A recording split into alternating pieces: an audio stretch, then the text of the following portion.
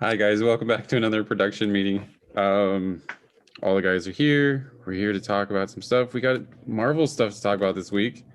Yay! What New would show. we do without our corporate overlords? Yeah, right. See?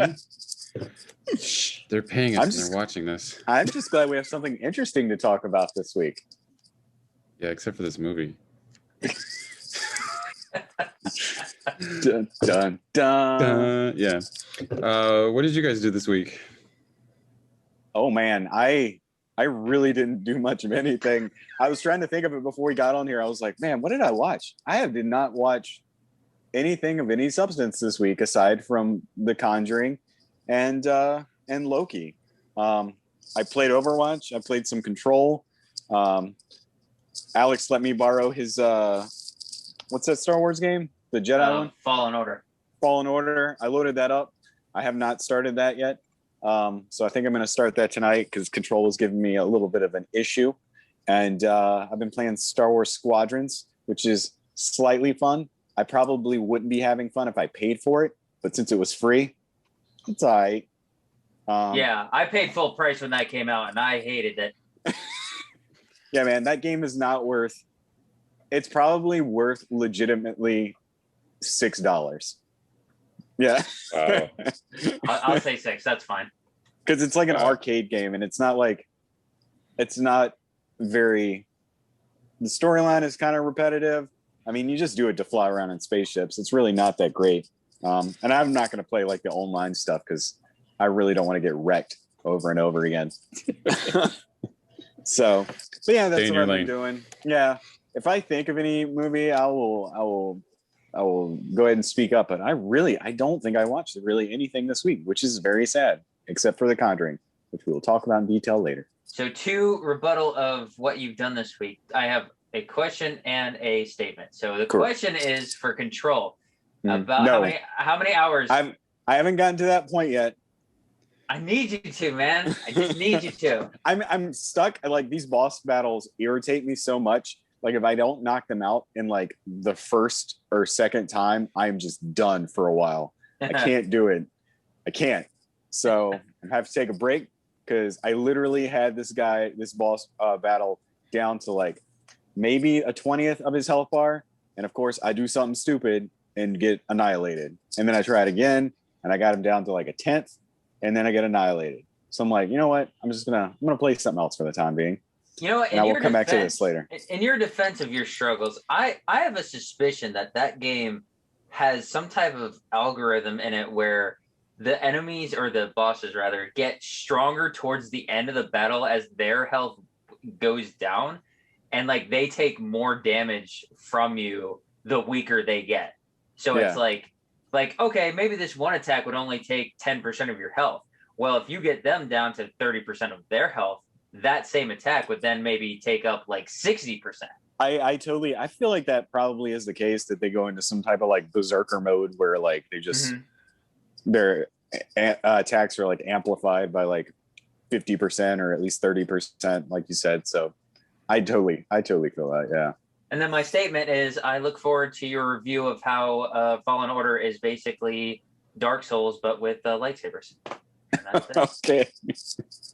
But it's in a good way. That's not bad at all. I mean, I wouldn't have recommended that game and given it to him had I said it sucked. Yeah. So. Well, now they just need to add lightsabers to Dark Souls, and the circle will be complete. There you go. So, but to follow up, I didn't do a whole lot this week because I was busy getting married. Yay for me.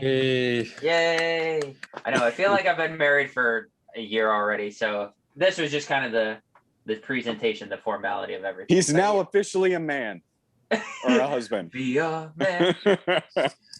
So that took up a fair amount of my time. That and the honeymoon, everything was great. So all I played a little bit more of Valhalla.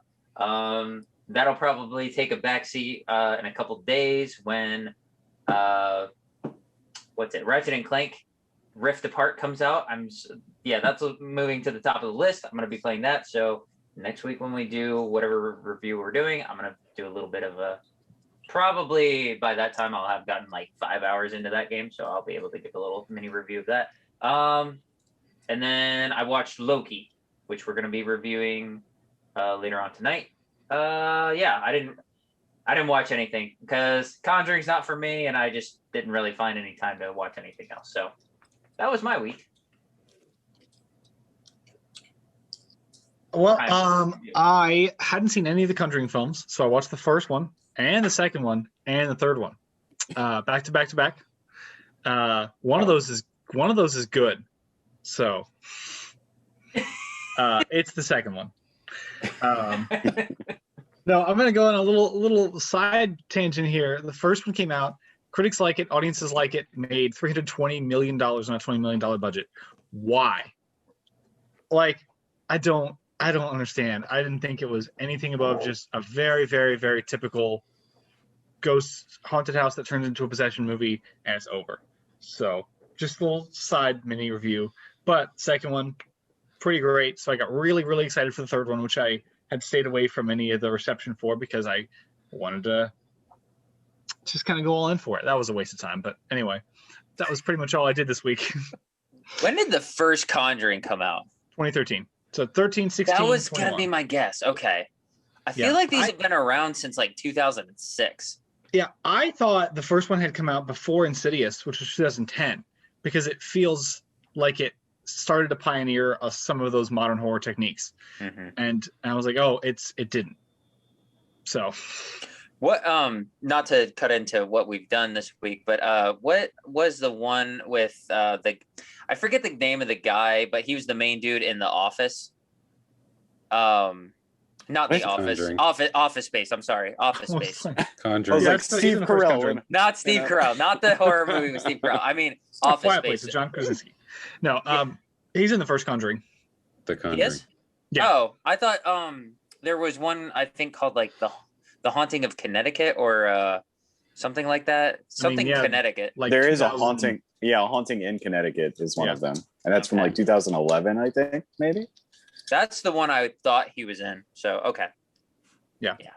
Other than that, I didn't do too much. I did play a pretty new board game, came out like in the last month, but I don't have it beside me to boast about. So without a visual, I'm not going to talk about it. So next week I'll talk about it.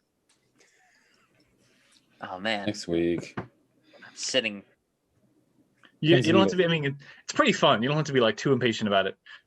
It's another Dune board game. It's supposed to come out with the movie Dune, and then Dune got pushed back, and they were like, "We can't keep sitting on this game," so they released it like a couple months ahead. But Nice. Hmm. Cool. Oh, speaking of which, hold on, Clay. I'm sorry. I did see that. Oh, there's like a 4K something special edition, like director's cut of Dune, the original, obviously, because the new one hasn't come out. And I think I saw that for like $60, but it's like, I don't know, there's some type of director's commentary or something like that in there. I don't know. I'll have to find the link and maybe post it on the page. you know what else you could go and buy it for $60? That's just as impactful as David Lynch is doing with director's commentary. Actual drugs. Actual drugs. Not that we're advocating that, guys. Please No, don't buy watch any Dune drugs. instead of Dune. Yeah, if you had the choice between drugs and Dune, you should watch Dune. You can go buy actual spice. Yeah. What other movie can you find Sting in? Drugs can't replace that. I don't know. right. I probably want to replace that. I did homework this week. I had to rewatch Psycho, which is not always a bad thing. Yeah. And then you had to rewatch Psycho with Vince Vaughn. No, God no. Oh. That's painful. And then I had to rewatch Night of the Living Dead, which is awesome. Which I was telling Ryan, like I knew that I had seen it before at least once, and then I rewatched it, and I was like, I must have fallen asleep like the last 10 minutes of this movie. I'm like, huh, I don't remember any of this. Of what? It turned you into a zombie, Clint. It did. Night of the Living Dead. Oh, yeah. Yeah. I remember watching that as one of the classics, and it's all right. You try to watch that with the mentality of Because when did that come out? 19. 68. I was gonna guess 72. Okay, but yeah, I tried to think of it like, oh man, this is so revolutionary. It's not bad. I think I gave it a 7. Well, yeah, because that's when they started pushing the envelope because the production code got released or disbanded. So then filmmakers were like, I wonder what we can put in our movies now. Boom. So, boom. All right. Are we ready for some news? Boy, am I. The best news ever? Absolutely. Oh wait, we're starting with the best news ever. Yeah, best news ever. You ready? Okay. Kingpin is getting a sequel. Nobody asked for this. Nobody. Wait, time out. I didn't even see that on the news. My brain initially went, "Oh, cool, a Marvel series. We're doing Kingpin, right?" And then I was like, "Wait a minute, Nope. that's not what you're talking about." No, it is not. Kingpin, the movie with Bill Murray and Woody Harrelson was directed by the Farrelly brothers in like what, 96? Yeah, probably in '96. Yeah, Something like that. So that's 20 years ago. the Farrelly brothers just going back to the well again. They're just like, "All right, guys, we're just gonna make sequels of all our movies." Didn't they learn that Dumb and Dumber 2 didn't work? Eh. Come on, we've seen Farrelly Brothers movies. They don't care. They don't care if it works or it doesn't work. You really don't. Okay. All right, I literally after this is trickled in, after I've let it simmer and rest a little bit, I am low-key legitimately excited for this. Low-key. Because that movie is not hilarious, but it does have some fairly funny bits in it. Yeah. So, well, at least it will give Woody Harrelson some work or whatever. Isn't Randy Quaid in or the they movie? put him in another wig. Yeah, he plays the Amish. He plays the Amish phenom, Oh, that's right. the bowler.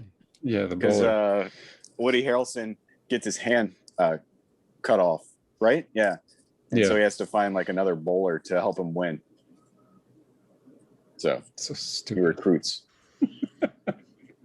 Me and Ryan are sitting over here going, yeah, man, I totally remember that part. Yeah, I don't. I've seen it. I know I've seen Oh. it. I don't remember a thing about that movie. I just remember, and I've mentioned this to Alex before the scene in the movie where it's like he gets up and tries to milk the cow, Oh, and he drinks like a huge swig of like from the bucket, and he's got like a mustache, and the guy's like, "Yeah, we don't have a cow. We have a bull." I was like- gonna say, I feel like we've talked about this movie. Like, that's the most disgusting thing. So gross. Jesus. And that's it's funny because he has like a milk, a mustache, I should say. Yeah. Not necessarily a milk mustache, but a mustache nonetheless. and that's in the first 5 minutes, right? Our first Next thing scene.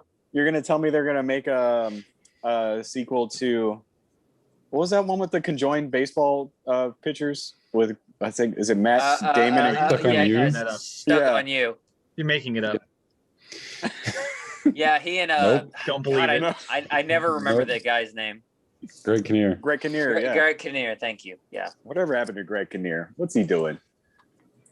Well, he won an Oscar and then he went into comatose. Poor guy. All right, moving on. So trailer dropped this week of Fear Street, the trilogy that's coming out on Netflix. For those of you who don't know, like the two youngins in our group here, Fear Street was a book series by R.L. Stine. Their horror movies or a horror book series, and I guess 3 of them are going to drop in July. This actually looks pretty good, so I'm not going to lie. I mean, these movies were written by Jack Black. Probably. They look Aren't like they? it. Didn't I read that these films are going to be? And I don't know if you said it or not, but are they going to be like mature rated or R rated? I feel like I read that. It looks like it. Like I just watched the trailer and it looks pretty intense. Like this isn't Okay. like Goosebumps. This is like Yeah, like pretty legit. Hmm. So they're going to be like 3 separate movies during 3 separate time periods, and I think like one starts in 1994, one is like 1978, and the other one's like in 1666 or something like that. And they're all supposed to be kind of connected. So, If it helps, there's no official rating yet. Okay. Just for yeah. But I suggest watching the trailer. It looks pretty good. So, moving on. So, we got this covered, and I know this is going to be taken with a grain of salt by the 4 of us. Yeah, just a small grain of salt. But apparently, they're saying that Spider-Man 2099 is getting a series at Disney Plus. I threw this out there because I think this is like the one Spider-Man that Sony doesn't own, right? Like, doesn't he like? Don't they own like the Peter Parker stuff? That's out of my pay grade. I was going to say just Mr. own Peter Comic Parker. Book. Yeah.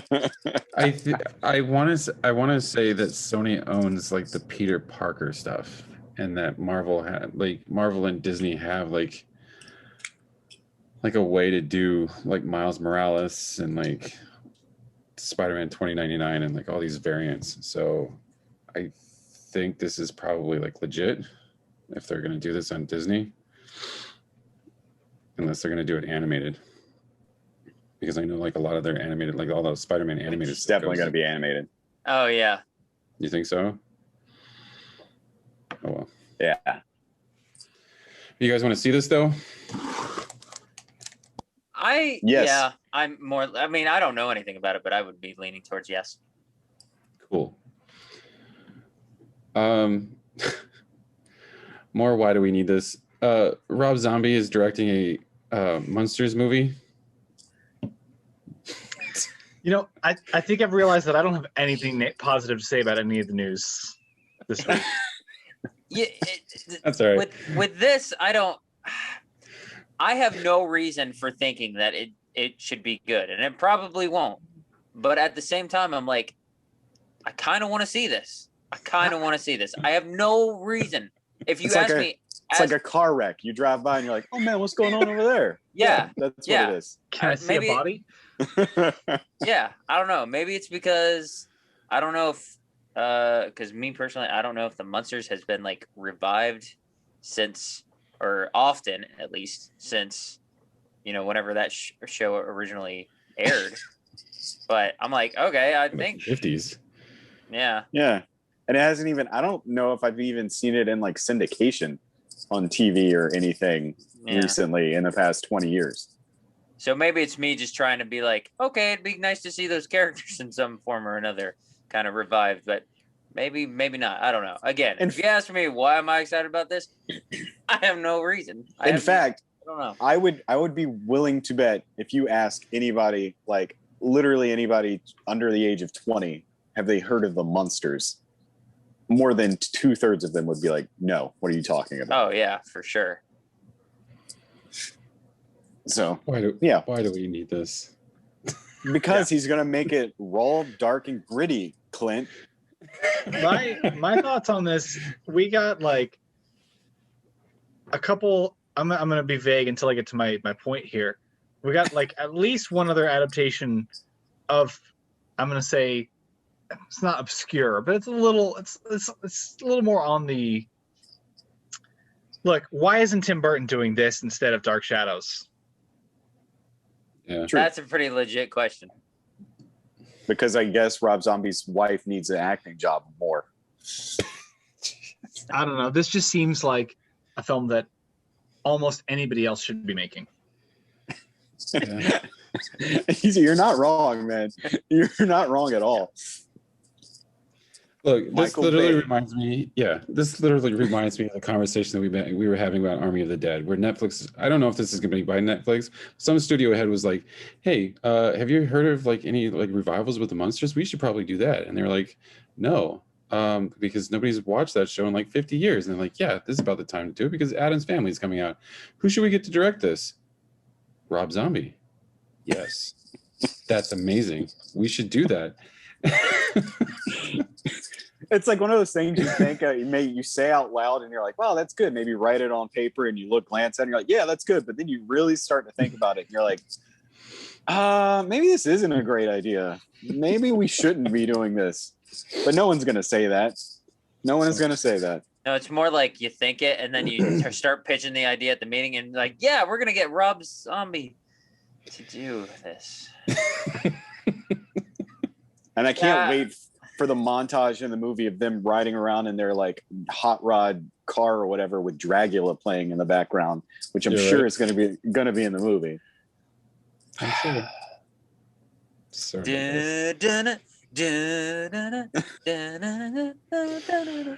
Oh man, do you think he's gonna cover that? Do you think he's gonna do that? It's gonna be so dark. It's got to be like a very slow metal, almost like. And you're gonna hate this, Matt. This is where I think it's gonna be like a Five Finger Death Punch like ballad kind of deal. Oh, you sold me. They're gonna do.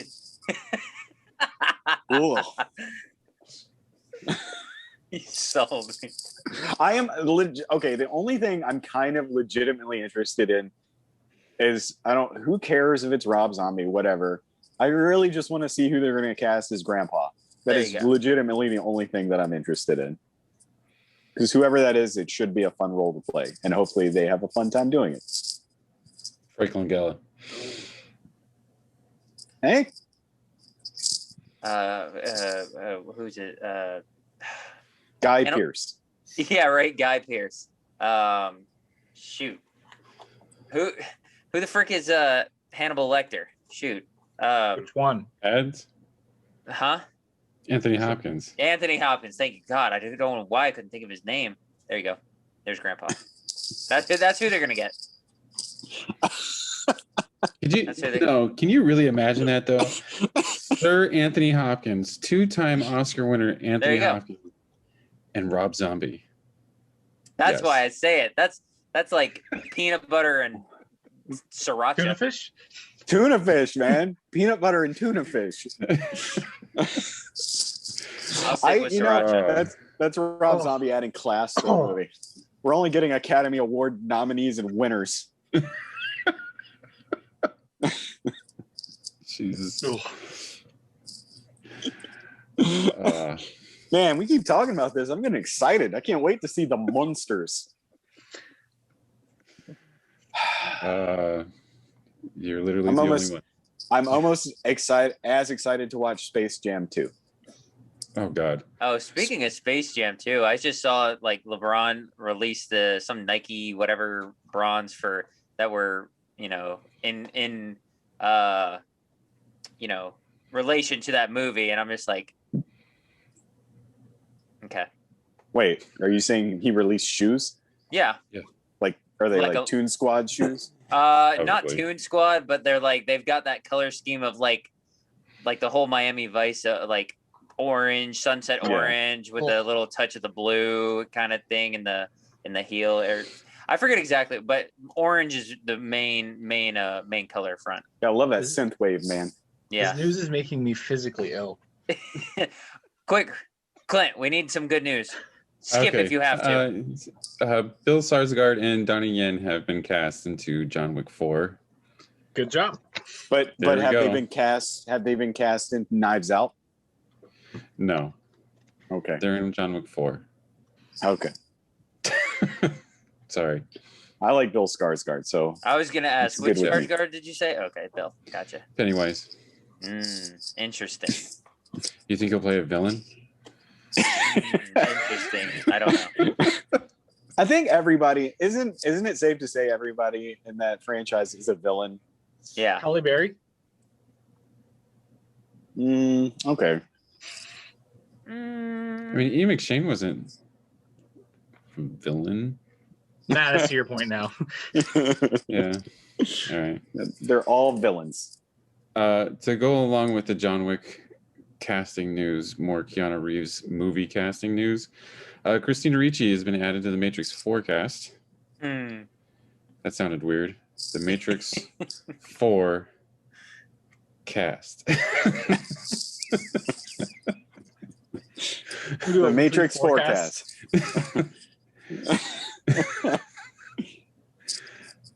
Yeah, I wrote that down, and now I read it out loud, and I was like, "That's dumb." Well, Hey, man, that's how the Rob Zombie meeting went. This sounds great. Crap. I think it's a good casting choice for the movie. She's probably, I don't know who she's going to be. I joke that she's going to be like, what did I say? Quatrinity. She's going to be Trinity's like daughter or something like that. I can see that happening. I don't know how she would have had kids, but maybe she did. Maybe she kicks butt. Yeah. That's what I want to see. Christina Ricci coming out from the shadow of Wednesday Addams, kicking butt. Okay. So we talked about this last week, and now we're getting it. Cruella sequel is coming from Disney. I feel like you guys willed this. You were like, all right, guys, you threw it out in the atmosphere that it was a successful, good film. And Disney heard you, and they're like, you know what, guys? I'm going to do you a solid. We're making another one. Well, they are our overlords, so. This time we're skinning dogs. What? Oh, jeez. I think what's really ironic about this is that, like, the movie did well, but it wasn't like a monumental success or anything. Like, had a decent opening weekend. I'm not even sure it's been a financial success as far as tripling its budget goes, though. You strike while the iron's semi-lukewarm, Ryan. Yeah. I don't think that analogy holds up for this. You're like, look at that iron and be like, yep, it's hot. I think we can make money off of it in 3 years. J.J. Abrams is going to be producing it. Directed by Rob Zombie. Next week we're going to get the animated series. Yeah, no, Right. see, being a Cruella sequel, it's like, okay, I guess I kind of see it, but I'm like, how do you make it where it's just Cruella? Maybe, I think they're just going to make it 101 Dalmatians just from her point of view. That's what it's going to happen. I guarantee you. They won't do it. It's not positive enough. They're just going to introduce another bigger, badder villain, and it's going to be garbage. Or they're going to turn the dogs into villains, and they're going to be evil dogs.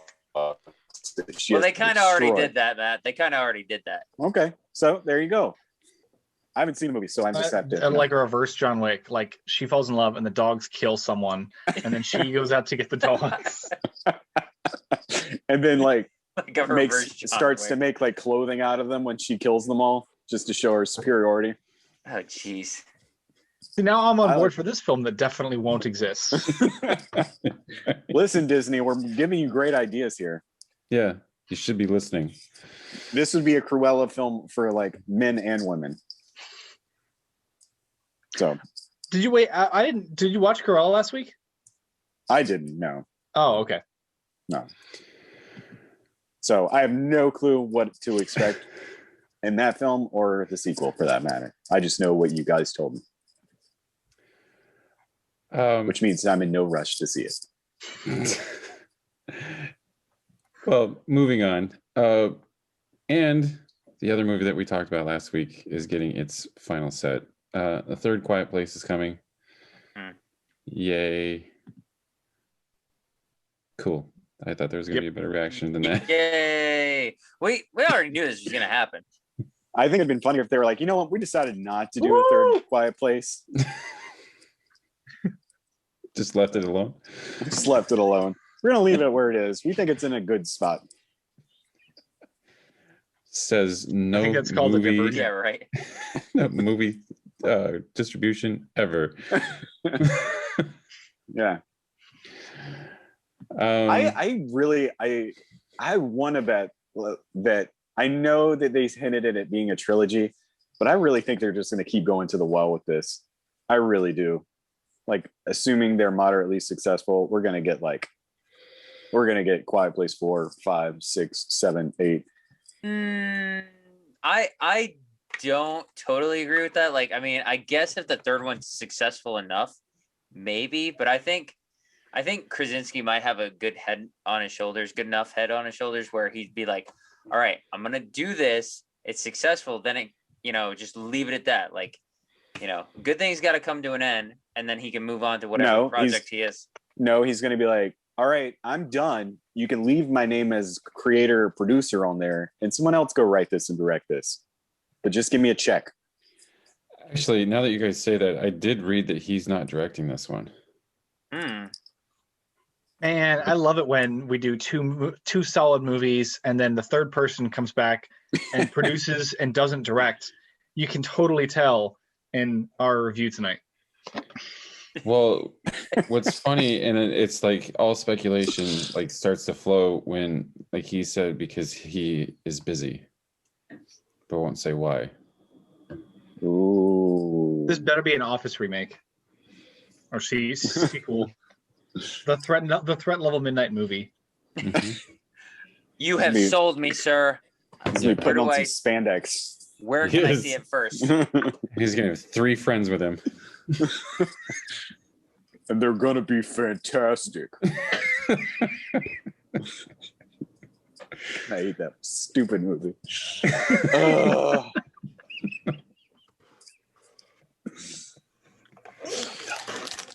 And we said it was gonna be a low energy. Moving on. Issa Rae has been cast as Jessica Drew, aka Spider-Woman, in the Into the Spiderverse 2. Yay. Thought it was an interesting casting choice. I do like Issa Rae. I thought that she was probably the best thing out of, what was it, Lovebirds or something? Mm-hmm. It was a Netflix movie. I think people had forgotten that movie existed. Yeah. No, I did. I did for a second, and I was like, "Wait, Lovebirds." I was like, "Man, we had so many copies of that trailer in our library management system," and I'm just like, "Wait, I know that name." Right next to the not Spider-Man trailer, version A, B. Yes, always right next to it. I always keep them next to each other. Also, reason why I thought this was an interesting cast is because Jessica Drew is actually white in the comic books, so I thought this is probably a good way that they can like diversify that cast. So, yay! Issa Rae. So 2 more news. Well, 3 more. Quickly, Jupiter's Legacy has been canceled. Yep. R.I.P. Jupiter Legacy. LOL. Yeah. I followed the existence of this show over the course of 3 weeks, where it was like everybody was like, "Oh, there's this show that's out," and then everybody was like, "This show isn't good," and then people are like, "What? You can't cancel this?" And I'm like, I'm so glad you said that, Ryan, because I feel like I've heard that kind of thing. Like, I've heard mixed things, mostly like to not great, and then everybody's like exactly what you said. How could you do such a thing? And I'm like, nobody was crazy about it. What did you think was going to happen? You guys just need to stop looking at Josh Duhamel's Instagram page. That's where I get all my news, sir. I'll never not look. No, for real. The only reason people are upset about this being canceled is because it ends on a cliffhanger. So it's like, but it's stupid. It's so dumb. Where's my Dark Crystal outrage, though? Didn't you have that? Like, you screamed at the top of your lungs outside. I had that. Actually, I made you guys do it because I wasn't here that week. But like I've seen so many things about like Netflix cancels its latest show. I didn't see any of that last year. Can we do you have that number? What was the number of money, how much Jupiter's Legacy cost? Wasn't it like $200 million or something dumb like that? I think I thought it was like 292 or something like that. I think I remember. So that. 3? Yeah. I don't know. Don't quote me on that because I just remember that number floating around somewhere. Where did it go? Oh, obviously not the makeup, hair, Josh and wigs, and costumes. Yeah, no, right. They burned it in a dumpster. Yeah, no, probably. but so this whole cancellation mentality, it's I guess I kind of get it of people who are like, how could you do it, with the whole cliffhanger thing, because a few years ago I started watching, and I've talked about it before on here, Wayward Pines. First season of that, with Matt Dillon, really good. I mean, spoiler alert, he dies at the end of season 1. So and then I was like, Season 2 was definitely not as good. There was a big reveal at the end of that, and it left kind of on a cliffhanger. But He's not really dead. He's one of the zombies. No, but it did end off on a cliffhanger. Well, yes and no. It's like they really, really could have continued it, and I was like, this season's not great, but I want to see where it goes. And then it was just stuck in limbo forever. At least with this, they just didn't have people's hopes up, just kind of waiting for months and months to get funding or approval from Netflix or anything like that. At least they just kind of like done, just cut off, get this Band-Aid off and move on to the next project, move on to your next show. It was probably more like, wait, how much did we spend for season 1? $300 million, and you want $400 million for season 2? Yeah. Yeah, I'm gonna have to go with a no on that. Yeah, right. And then Ryan's sad in the corner because Dark Crystal's like, can we get some of that millions, please? Can we get some of maybe 20, 25 million? Just a handful. I'm gonna look it up now. Well, yeah, because didn't this like release like last month? Yeah. Yeah, it wasn't that long ago. Yeah. R.I.P. Jupiter's Legacy. Next up on our list, Tom Cruise is going to lose his ish. Mission Impossible 7 has been halted due to COVID.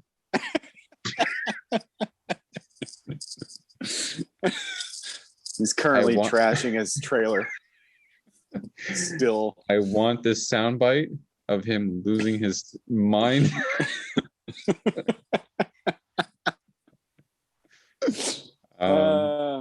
For those of you that don't remember, Tom Cruise flipped out on his production team when they weren't wearing their mask about 6 months ago, 8 months ago, something like that. Yeah.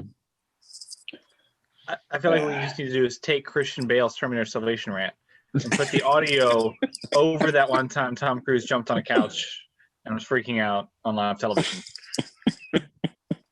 Not to jump back in and out of news, but I looked it up and it was $200 million, but somebody, it doesn't say, with direct knowledge of production with Jupiter's Legacy, said that it was closer to like 130 million. Still not the greatest amount of for your return, but it was not 292 to clarify. Maybe this was all the same meeting where somebody was like, can we get Rob Zombie to direct this film? And Netflix was like, no, that's a bad idea. And then somebody else was like, can we have $300 million for this season 2? And they were like, Rob Zombie, huh?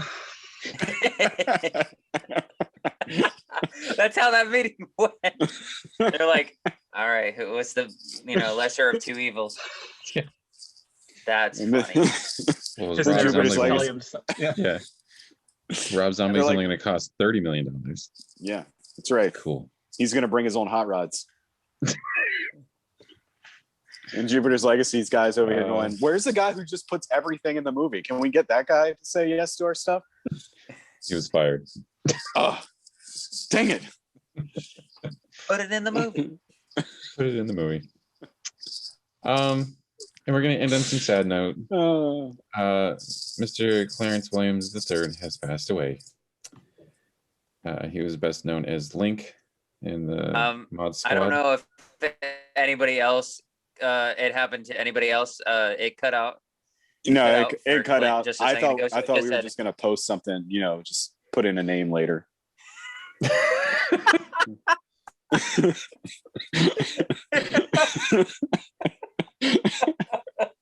It was like, has passed away. And then we're just gonna cut to that B-roll every time somebody passes away. And then we're just gonna generically talk about them. Yeah, I mean they were good. It's sad that they're gone. They did some good artists. Oh man. No, but for real though, Clint, who died? Yeah, because you cut out for a second. Clarence Williams III. Now remind us, for those who don't know, who is that? He was best known for Link in the Mod Squad. He was he did a lot of stuff actually. He was in like General's Daughter. He was just really random stuff. Let me look him up. I know him personally from personally, I should say, from personally, I know him from Tales from the Hood, but I know that those movies aren't Alex's jam. Not recently, no, but you know. Yeah, he's just in a bunch of rando stuff. Tales from the Hood, Hoodlum, Half Baked, That's how that. Purple Rain, Deep Covered, The General's Daughter, Blue Hill Avenue, sorry, Reindeer Games. He was in Deep Space Nine for a few episodes. The Butler. Yeah, like when I say like rando stuff, like it was. Well, no disrespect. Rando stuff. He was a great artist. He's going to be missed. Some of his works were tremendous. Yeah. Like, moment of silence for that guy.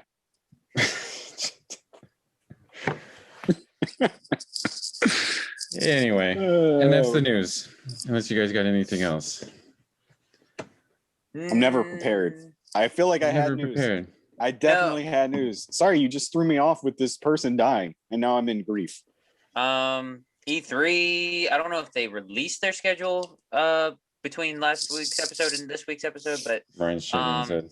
all the conferences / presentations have kind of all have their weekend set for I think is it this upcoming weekend? Yeah. Between 13th and 15th or 16th. Everybody 15th. has their own kind of slot in each day. I took a glance at it. I noticed even though I'm not an Xbox person, I was like, okay, I'm gonna take notice of that. I'm gonna kind of, if I have that time of the day to look at it, I'm gonna take a glance. But so yeah, that's up. I mean, I don't have it here for everybody to look at, but just Google it and it'll be up there. I know they're just kind of doing like, I actually looked at it for some reason. This isn't my wheelhouse whatsoever, but they're just doing like the least obscure to the, or most obscure to the least obscure. So like ending with Nintendo on the 15th. Right. That's how they do. It's it's like building up to prime time. They want to get the so-so people out of the way, like not Ubisoft. Just lesser known or not as high quality developers who don't have as much to present. Don't have 2 new Smash characters coming out. The last 2. Probably not at the same time. So yeah, they'll definitely, that's got to be one of the things they talk about. Crash Bandicoot's probably going to be one of them. It's like 98% a done deal. We're just gonna have to get the formality of the little Nintendo Direct. But specifically, I don't think anything like any works that I know of have been talked about for I know we talked about it last week. God of War got delayed, so we won't have anything on that, or the God of War 2, whatever it's going to be called. No big gaming news that I can remember. The only thing that I could find that you didn't mention was that apparently 20th Century is developing a new Master and Commander movie, guys, with Patrick Ness penning the script, who's apparently the guy who did Chaos Walking. So Chaos Walking 2. In a boat. Freaking so Master Commander, 2 books, 1 movie. Movie shouldn't work. Movie's incredible. It's one of my top 100 favorite films. I did not want to hear that. I did not want to hear that. Peter Weir? Yeah, I think so. Interesting. I can look that up to make sure. But. Interesting. I don't know if I'd consider this big news, but I think I shared this on the page. But that Matt, what's the game you've been playing? Overwatch. I think Overwatch that has gotten is going for the crossplay now. Which is it has, and it's weird because I remember looking it up probably like a month ago, and they're like, "Yeah, we're never doing that. It's not going to happen." And then they're like, "I guess." And I guarantee you, every single time that's on the table, and I'm a big Sony guy. I'm a PlayStation guy through and through, as well as being Nintendo. But I mean, when it comes to playing nice with the other guys, Sony's the last one to do it. They are the ones holding out. And I guarantee you this is the same case here. Because like when Fortnite was kind of treading these waters, it took Sony forever to play ball. Like you got whoever, somebody, Spencer for Microsoft, being like, hey, we're game. We want to do this. And I think I understand how it's like sharing the market. Obviously, if you have your own system, why are you gonna, kind of promote the other person's system? And I get it. But at the same time, I'm like, man, if everybody else is in this and they see the good in this, between PC, maybe even Nintendo, you and Microsoft, and everybody else sees it but you, there's a good chance that you're probably the one who's thinking incorrectly here. Just, I know you're trying to be the big boy here and trying to stand out, but at the same time, come on, man, just do it. Just do it. So I'm sure Sony's the one who's been halting this stuff. And you're right. I mean, crossplay isn't. It's more of who cares about what system it's played on. Like they need to get over it because it's when you're talking about crossplay, it's more about the game itself. Yes. Yeah. It's more like, and we've talked about this. I think a lot of times companies sell their systems at a loss. Like PS5s are being sold at a loss. That there's no secret about that. It's how much of their first party games can they sell? And see, that's the thing. That's what they're pushing. So I'm like, if they're not really focusing on that game, Overwatch is a multi-platform game. Who cares then? Why are we being such a stickler about this? So I wish I could show you. I just booted up Overwatch while we're doing it, and there's actually a banner that pops up, and it's like Overwatch crossplay beta coming soon. There you go. So you create and link your Battle.net accounts. So it's going to be through Battle.net. Now, I don't know if I because I didn't read too hard into the and not to make this a huge part of the video, but did it say cross generation or just cross like between PS4 and like Xbox One? I don't know. Oh, okay. Well, whatever. At least there's some crossplay happening. Yay! All right, Yay. That's all the news I have. Sweet. All right. We got to move on anyway. Yeah. So we got a new Marvel show. It's time for Loki Dokie Time. Loki Dokie. Gather around, children. Gather around, children. It is Loki Dokie Time, and we're going to be talking about Marvel's Loki series that's playing on Disney Plus. I was literally going to say Netflix. Disney Plus. So this is episode 1. It's dropped this morning. So we're like on the cusp of this stuff. Loki has been captured by the Time Variant Authority, literally right after Endgame, and is kind of convinced. Yes. Technically after Avengers. Yeah, technically. I mean, in the plot of Endgame, but which has Avengers, but we digress. Can I continue? Yes, you can. No, Clint, you're wrong. It's actually Avengers. Get it right, please. Okay, he's been captured in 2012. There you go. Is that better? There we go. Okay. And is somehow convinced to track down himself other variants throughout the timeline, in the multiverse too, because he's messing stuff up. So I actually kind of like really enjoyed this. And I think it's because, like I said with WandaVision, this is completely different from all the stuff that Marvel's done before in the last 20 some odd movies. Except for Doctor Strange, which is pretty good, but not as good as this. This to me had this like Hitchhiker's Guide to the Galaxy kind of like Doctor Who type feel to it, especially with the aesthetics, the set pieces and everything. And of course, Tom Hiddleston does an amazing job with this character. I also really liked Owen Wilson. Like I didn't think that I would, but he was actually really good in this. I think that he's going to balance Tom Hiddleston's character, Loki character, out pretty well. So I can't wait to see like how far they go with the two of them. But like, not really much kind of goes on in this episode. I mean, I'll give it like an 8. Maybe an 8.5, because like I said, I really liked it, and I actually laughed out loud a few times during some of the scenes with the two, with Owen Wilson and Tom Hiddleston, and then like them processing him when he comes in, the first time and stuff. Like there was a few good gags in there that was pretty funny. But yeah, I mean, this obviously, like we say that every time that we do one of these episode ones, it's set up, but I think I really gonna like this show. So. I'm gonna go last. You guys go next.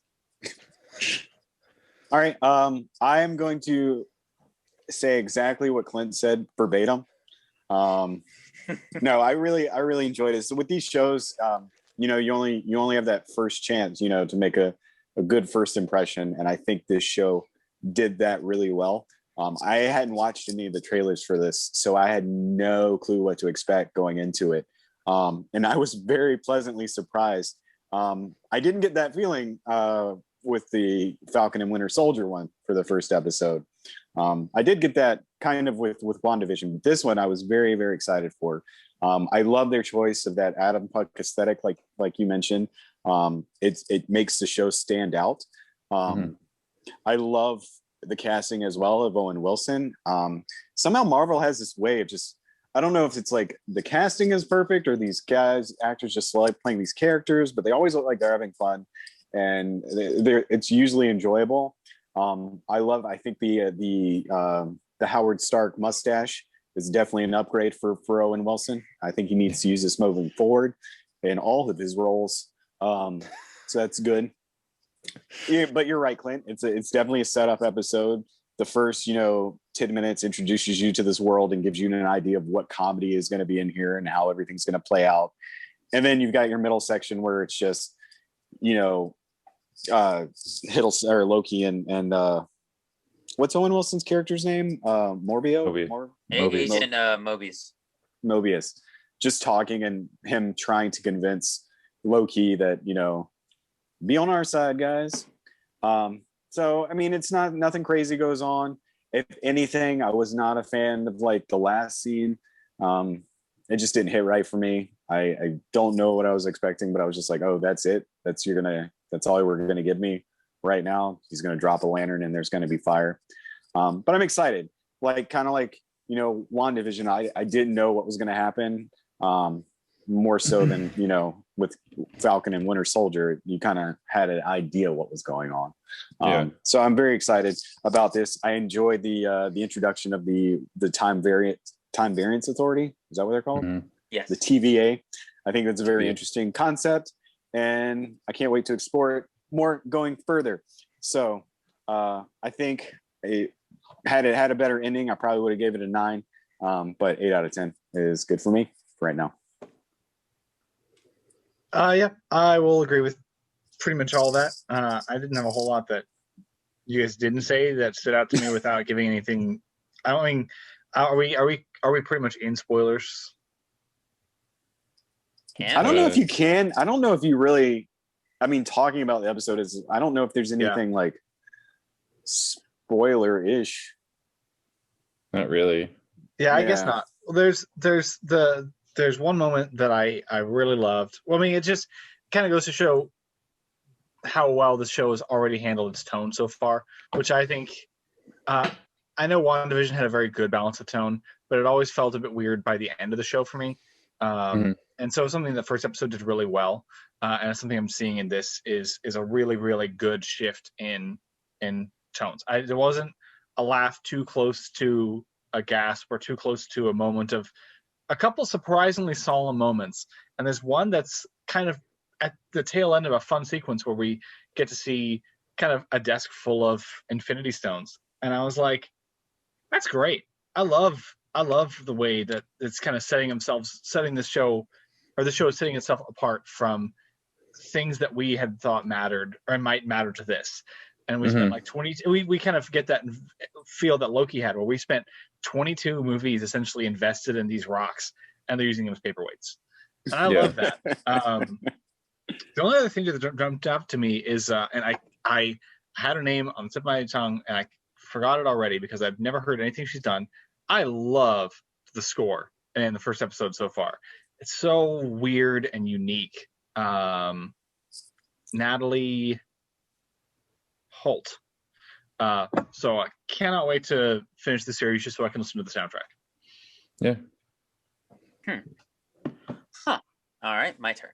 I pretty much agree with everything you guys said. I'm like Clint. I was in the realm of 8, 9 on this. I like the story. I think it has a lot of substance to it. Yeah, there's a lot of depth to this story, and there are those. Ryan said it too, where the tone is just right. It sways here and there, but it doesn't, like as we've the phrase of tonal whiplash does not occur in such an episode of this. There were those funny little moments, like that guy who was like, I need you to fill this paper out. I need you to sign this, that you said all of this ever. And I'm just like, and he's like, are you serious? And this. Like, I'm not signing this. And this one. So that I was like, huh. I was like, okay. But see, that's my perfect setup for Marvel movies and shows. And I kind of disagree a little bit with, like, this is something that we haven't seen before. Like, this is totally different. I think this is kind of what we know Marvel to be, where you have a story and you have, not really the case in this one, some action, and then you have a little sprinkling of decent humor, but it's not over the top. And I think that's great because it doesn't take away from what you're trying to do or what you're trying to tell, the story you're trying to, impose on people. Not the best word, but what you're trying to get across to people. And I think that did perfectly. So I really liked it for that. Hiddleston, still great as Loki. It's almost the approach of less is more. Like, he knows not to overact, and he does it. He takes the character very well. And I'm like Clint. I did not expect. I saw a little bit of the trailer before this came out, and I was like, okay, Owen Wilson, too big a name. It's not gonna flow organically into everything naturally. And I'm surprised. He did very well. They bounced off of each other, and their chemistry was good. And I like the TVA. To a degree, it gives you a really grand sense of what these guys are, because they supposedly have been there and existed through everything. So they've just kind of been everywhere, and it gives you a little bit of wiggle room to maybe go back and do some stuff with previous works. So I like that. The only thing I'm kind of worried about is, now, I wasn't the biggest fan of Endgame. It's a good, decent final phase movie for what it was. Is it the best movie in all of Marvel? No. In my opinion, easily not. But with that being said, I am a little nervous of the whole time travel thing, maybe taking away the punch that is of Endgame. Like, it kind of takes away the what's the word? Not severity is not the word, but like it takes away its impact. That's the word I'm trying to think of. And it might cheapen it a little bit. I don't know yet, because we don't know where it's going to go. So I hesitate to say that, 100%, but that's my only negative thing. And then in general, whole time travel. I'm like, you get really, really slippery with time travel, because if you start to think about it, you can get tangled up in a complex train of thought really, really, really, really quickly. And for me, who tends to overthink some stuff, and I'm really trying to take this at face value, I worry about that. So that's my only negative with this, is time travel obviously is the big thing here, and you got to handle it well. And so far, I like this episode. I think I'll copy Clint. I'll do an 8.5. I'll rest right in the middle. I like where I have things going, where they have things going, and I'm excited for what's to happen. Do we know how many episodes this is? Is this also 8? Only Is it 7? 6. 6? 6. Yeah. Oh. Wow. I didn't know Okay. I mean, and the pacing, I think is the number one thing. 45 minutes, albeit that's not very long anyway, but it went by really quick. It felt like I was only there for like a 10-minute sit down. So a lot of really good things happening in this episode, way more positives than negatives. So, first episode, I was the only other negative was I couldn't watch more. I was like expecting 3 episodes to be ready, but now that I know that there's only 6, it makes sense now. And I'm just like, give me more, no. And I'm like, okay. So, but yeah, it's a good 8.5 for me. Yeah. I hadn't really processed this until 5 minutes ago, so I felt like just talking about how much I love the anti-time traveling robot machine. Yeah. He just stops. Because sci-fi just loves time traveling robots. Yeah. Like he just stops and he's like, well, what if I am a robot and I don't know it? Yeah, right.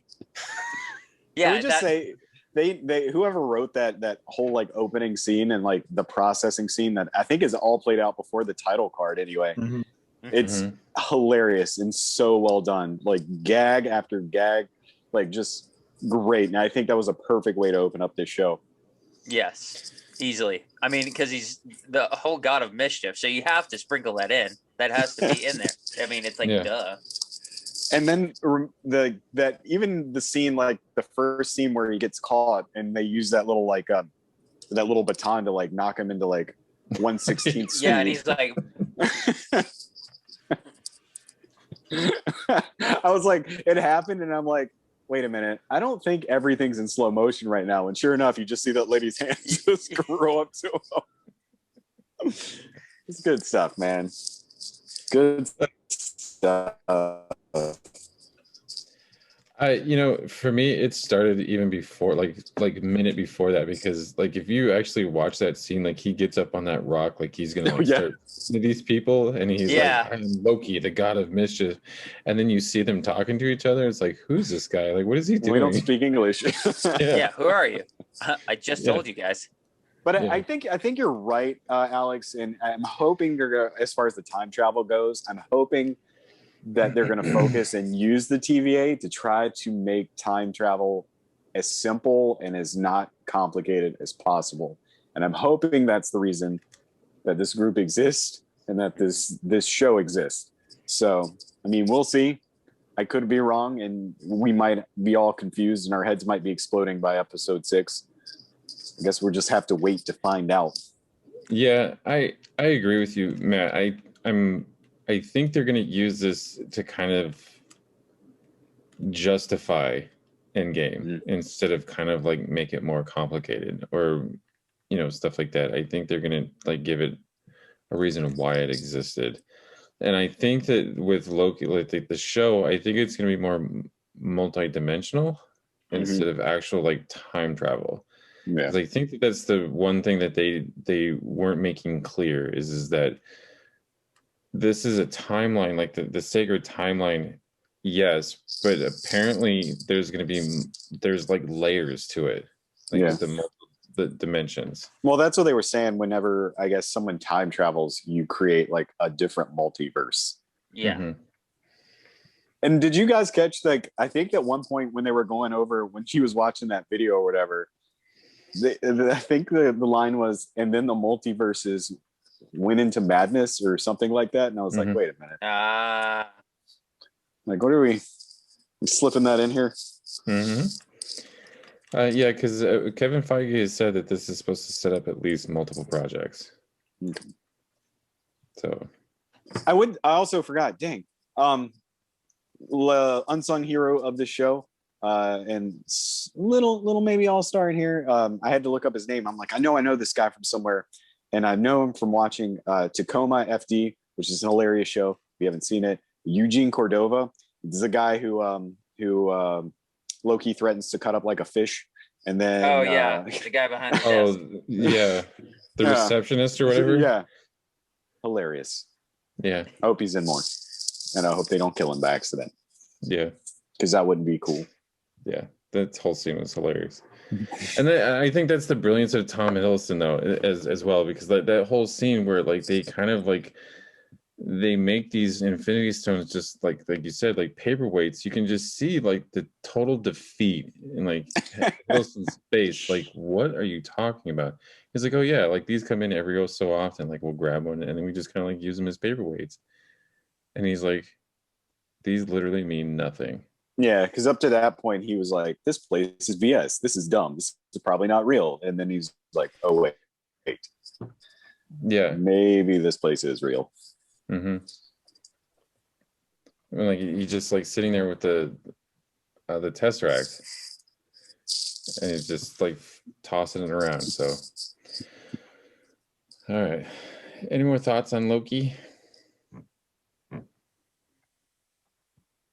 Nope. All right. Well, Loki Dokie time is over. So. Hi guys, great show. I guess we'll see everyone next week. I wish.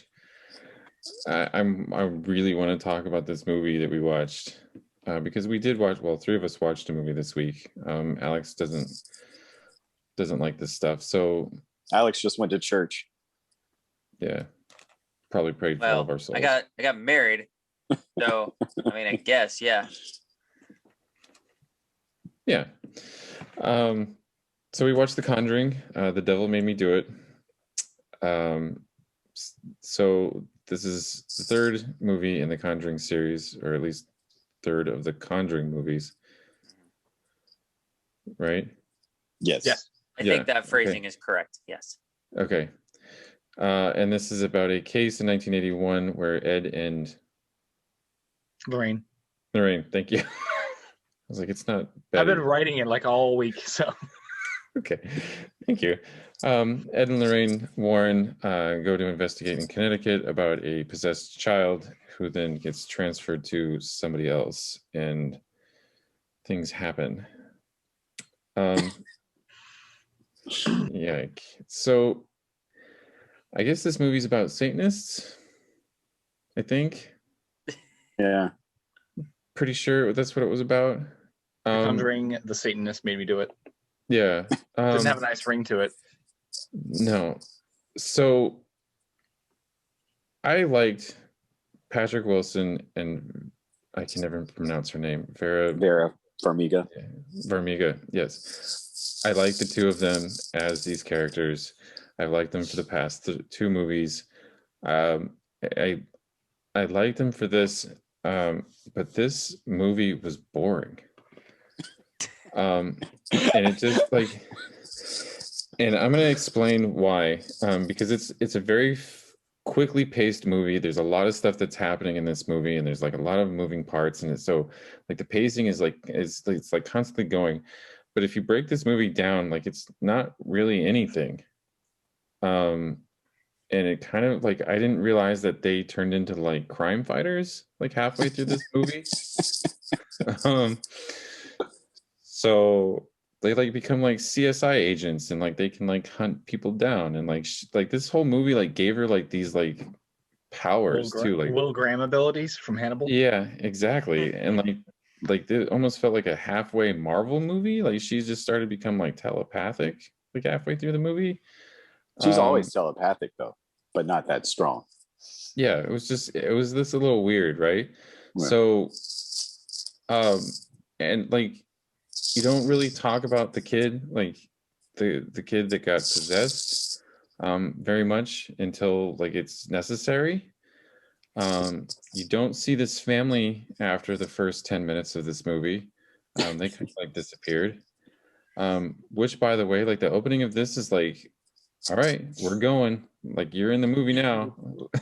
Well, you sent out that text, and I'm like, man, this started strong. And I was like, let's just give it a second, Clint. Just it goes hard first, and then it's like, Yeah. yeah, like this was just a lot of noise and no like substantial anything. So I'm gonna give it like a 5, maybe. Like, it had some good like scares, I guess. You mean it had some good detective work? Yeah. Like, jeez, Perry Mason. So yeah. It's like real life Psych. Yeah, exactly. Yeah, a 5. Like yeah.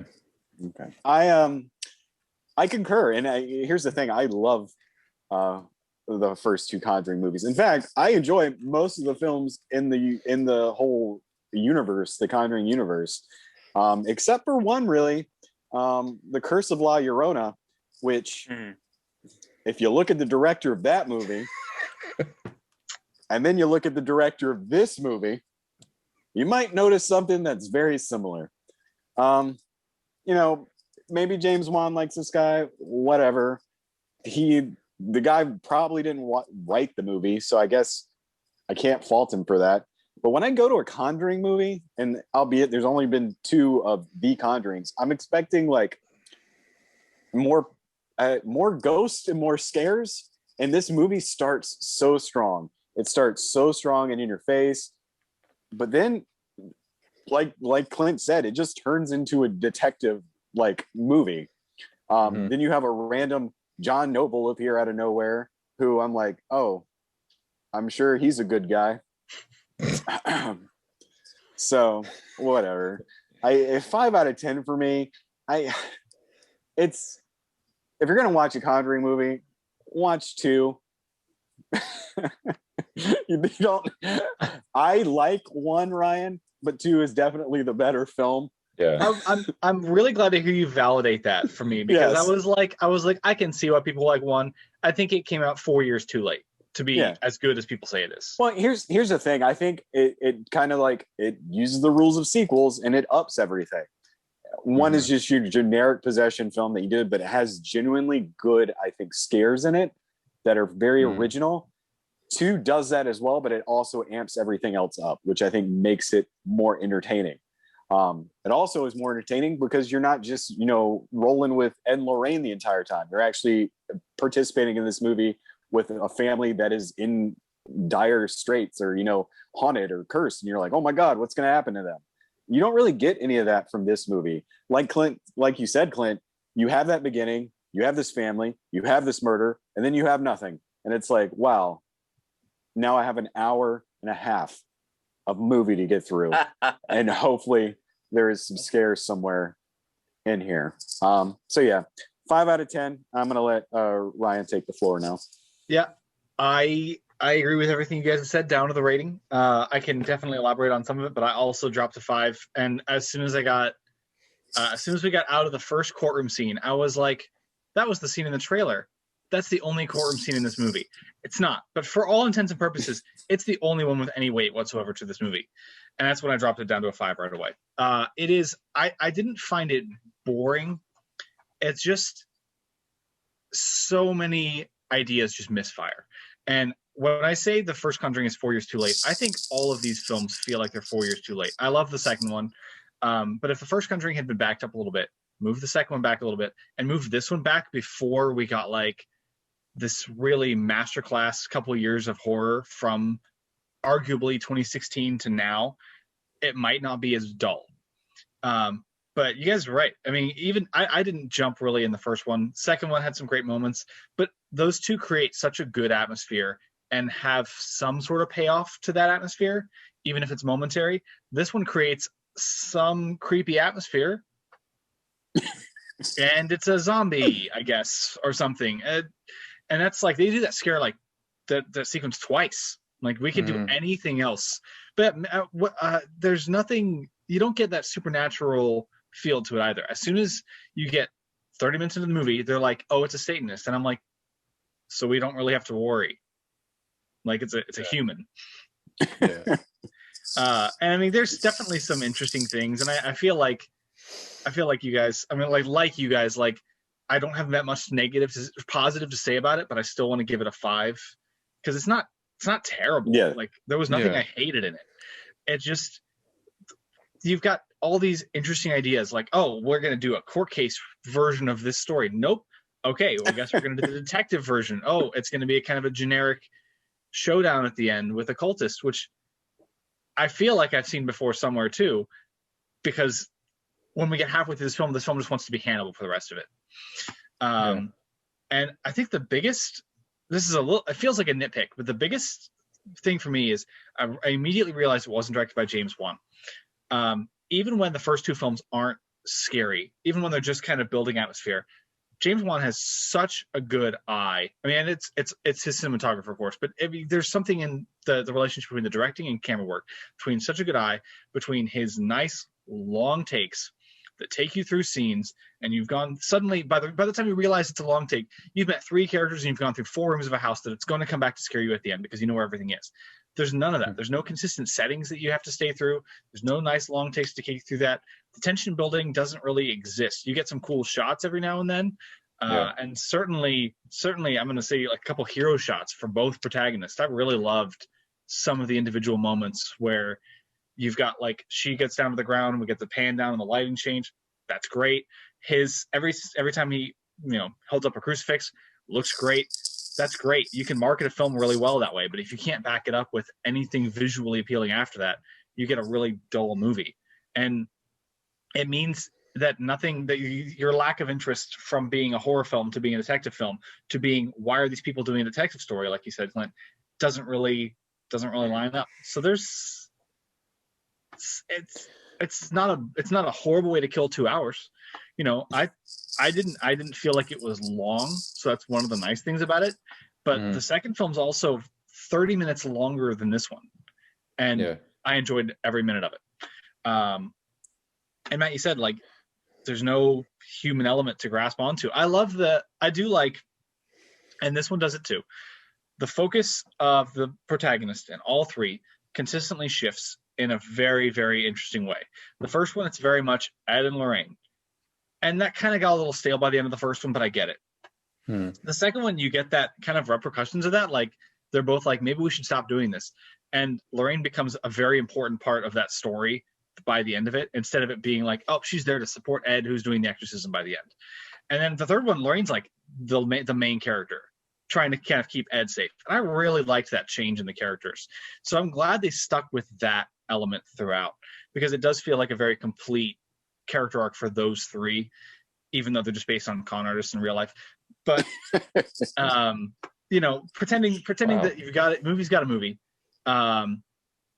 You gotta invest in it, and they do a good job in having me invest in the characters by the end. So I'll give it a lot of credit for that I cared about a movie that I didn't care about. And is that a weird thing to say, that you can care about a movie that you don't care about? But I was like, wow, I'm so invested in the actors and the characters they're playing and nothing else. Well, yeah. So, but I think you're right though, right? Like, because my problem with the whole movie is like there's like you said, there's a bunch of misfires because there's a bunch of storylines that go literally nowhere. Absolutely nowhere. Like the whole beginning, like, let's go spoilers. Sorry, because I'm gonna spoil the crap out of this movie. So like, there's ghosts. Maybe. Like the whole deal with like the second killing. I can't even remember her name was like Jessica or something like that. Like where are we going with this? Like that was literally like 45 minutes of the movie that we're just like, we're gonna hunt this killer down and like figure out what happened to this girl and like all this other stuff, because it relates to our main story, but we're taking this huge chunk of our movie to explain a backstory for our main story. And it was just like, okay, do we ever like, and then we figure out that the girl is like drowned or whatever, or jumps off the cliff or whatever, but like it never explains why. I mean, it never says why. Like Clint, they're cursing. Clint, the devil made him do it. I actually, I will. I can't believe I'm going to defend this movie. They do kind of. I think they do kind of awkwardly introduce an explanation for that. So like, there's like a 3-part ritual where she controls them, has them kill someone, and has them kill themselves. So I think that's why. And Lorraine, being kind of in her mindset, was going towards the cliff in the same way. But again, that's also still part of something that doesn't matter. Well, yeah, and that's what I'm saying, because it never explains why she's doing this. Like it never really gives like the main antagonist like a reason on why she's doing the things that she's doing. And it's just like like Matt said, then you get to John Noble, who is like, what did you say, Matt? Like he's the geriatric guy Pierce. Yeah. And it's just like, oh yeah, John Noble. He has nothing to do with this at all. And yet here comes the climax of the movie, and there he is. And it's like, huh. Shocker. I agree, and I think there's now that we've talked about it, I think there's a very clever way to spin this movie where they can have their cake and eat it too. Where the most interesting thing early on for me, and it's something I'll argue if we're going for the detective side works, is that Ed and Lorraine have no idea what they're doing with cultists, and I liked that element to it. I like that they've gone from helping perform an exorcism right in their wheelhouse to suddenly they're in the woods hunting somebody and trying to help a murder mystery. And I like that that's kind of this fish out of water. Go with the cult element more. Cults are big right now. I mean, horror movies can do cults really well. And we've had a couple in the last couple of years, that have succeeded or not succeeded, that still managed to put that cult element really successfully into the movie. Roll with that. Kind of have it be a bigger deal, more out of their element, and you get some kind of threat. So you have an excuse not to have just demons in it, but it's something that's happening that's not just an investigation. This woman can be part of a cult, and they're like, oh, crap, how are we going to investigate this cult? Let's go into unfamiliar territory where their skills are of no use. Yeah, put Patrick Wilson in a bear suit and burn him up in a log cabin. Wow. Of course he's going to make it out alive. I'd pay good money to watch Patrick Wilson in a bear suit in his Wicker Man imitation. It's definitely what makes, you know what, Matt, you make a really good point. But it's definitely what makes the original Wicker Man good, is because you take a police officer trying to do his job, and then suddenly he's dealing with a cult and he can't do his job. Yeah. Yeah. Was it just me, or did you guys notice the Exorcist imagery as well? The very first shot with the pastor or the preacher arriving at the house, or the priest arriving at the house. Oh yeah, I was like, that's the poster. Like, huh. Great opening sequence. Oh yeah, like at the beginning of this movie is like amazing. Like, I shouldn't say amazing, but it is interesting to watch, and it does have like, I think the film is like littered with like these Exorcist kind of like throwbacks, like the whole kid like contorting and everything. And I was like, huh, okay, there's Reagan running down the stairs backwards, and it does it again at the end where the kid's like in the light behind him, the silhouette and whatever. Like, cool, all right, there's the Exorcist again. Let's be more like The Exorcist and have a complete story. Yeah. Also, I like how I initially had liked the finale with kind of Ed versus Lorraine a little bit, and she's kind of powerless against it. I was really hoping she'd just be smart and have like back up to the altar, and then he would hit it, and then she'd break the curse on him. Instead, it was like the power of love. Huey Lewis in the news. I literally had the same thought. I was watching this movie. I was like, why did she just back up into this altar? If he's swinging that thing around, just back up. I would have loved it if they had like just like the Satanist was just still doing her thing and they just kind of bumped into her, but she wasn't anywhere to be found when they got there, kind of performing this ritual, and then she kind of walks into the scene, and then a demon that's also her. Yeah. Show a demon. Yeah, bro. Oh well. You guys have any more thoughts on this movie? No. I think it's like we've said, it's not bad. It's just not great. And if you like these movies, check it out. It won't be your favorite one. Your favorite one will be 2. And if you like the universe movies, it'll be Annabelle Comes Home, which I recommend to you, Ryan, if you haven't seen that yet. Yeah, my friend lent me a set of all of them. So the other Okay. 5 movies in this series are on my homework for next week. Gotcha. Sweet. All right. Well, then that was The Conjuring. The Devil Made Me Do It. Coming up next week, guys, we are watching In the Heights, which I'm actually quite excited for. Lin-Manuel Miranda musical. I know Matt looks excited about this. I can't wait for some rap singing. I'm all good, man.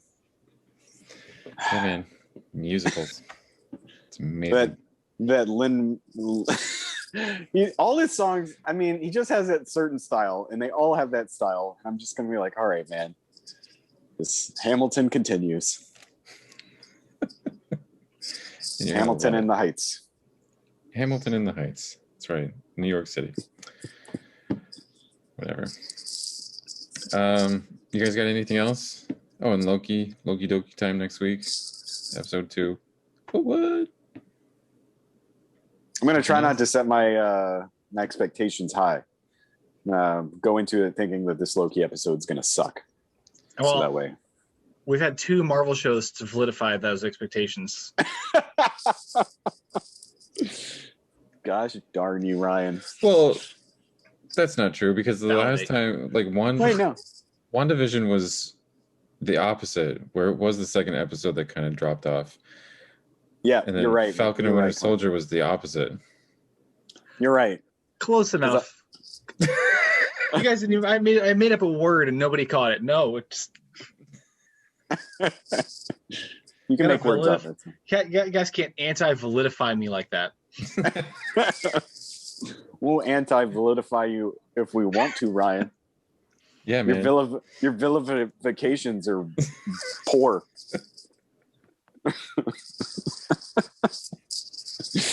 You're gonna summon a demon like that. I know, right? Oh. I just like how you subtly was like, yeah, not to mention they're con artists in real life. Well, here's the thing. You're so close. I'm gonna call it.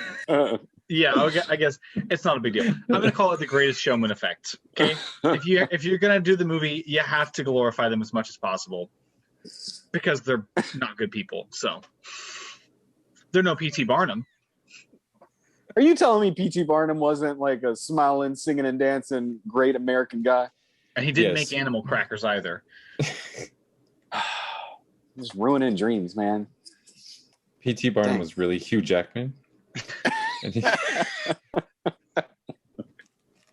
Oh, that's why he looks so familiar. That's right. It's Hugh Jackman all along. Yeah. And this is P.T. Barnum reincarnated as Hugh Jackman playing P.T. Barnum.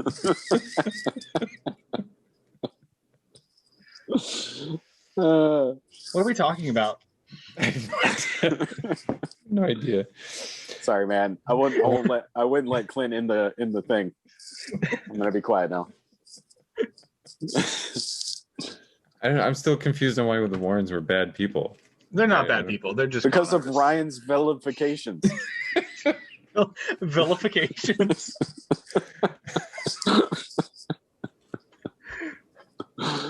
That might be. That's actually a word. You're vilifying. vilification. Well, yeah. Yeah. We've gone so far the opposite direction of making up fun of made up words that we've made up real words. Made up real words. No, I mean, I don't know. I was doing a little bit of research during the first one because I was a little bored during the first one. And I was like, I would love to find a case or two of the Warrens that people kind of didn't disprove. Couldn't really find that many. Can we make a Conjuring movie where they just go to people's houses and there's no ghost and they're just like, oh, yeah. Honestly, that was my favorite part about the second one was the Yeah. fact that they've got to kind of just prove it. And it was another thing I was kind of hoping for in this one. But Too bad. I'll go up my Satanists. high horse. It's all right. We all have high horses here.